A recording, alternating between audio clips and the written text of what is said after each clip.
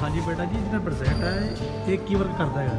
Sir ਜਿਹੜਾ ਸਨ bulb ਹੈ ਉਹ ਸਨ ਰੈਫਰ ਕੀਤਾ ਅਤੇ ਬਾਕੀ ਜਿਹੜੀਆਂ ਬੋਲਸ ਆ ਉਹ ਐਸ ਪਲੈਨਟਸ ਇਹਦੇ ਅਰਾਊਂਡ ਰਿਵੋਲਵ ਕਰਦੇ ਹਨ। ਜਿਹੜੀ ਸਾਡੀ ਅਰਥ ਹੈ ਉਹ 365 ਡੇਜ਼ ਲਗਾਉਂਦੀ ਹੈ ਰਿਵੋਲਵ ਹੋਣ 'ਤੇ, ਇੱਕ ਈਅਰ ਕੰਪਲੀਟ ਹੁੰਦਾ ਹੈ। ਇਸ ਕਰਕੇ ਇਹਨਾਂ ਦੀ ਜਿਹੜੀ ਮੋਸ਼ਨ ਹੈ ਉਹ ਬਹੁਤ ਸਲੋ ਹੁੰਦੀ ਹੈ। ਇਹਦੇ ਵਿੱਚ ਮੋਟਰ ਲਗਾਈ ਗਈ ਹੈ ਜਿਹਦੇ ਨਾਲ ਇਹ ਰਿਵੋਲਵ ਹੋਣ ਦੀ ਹੈ। Thank you.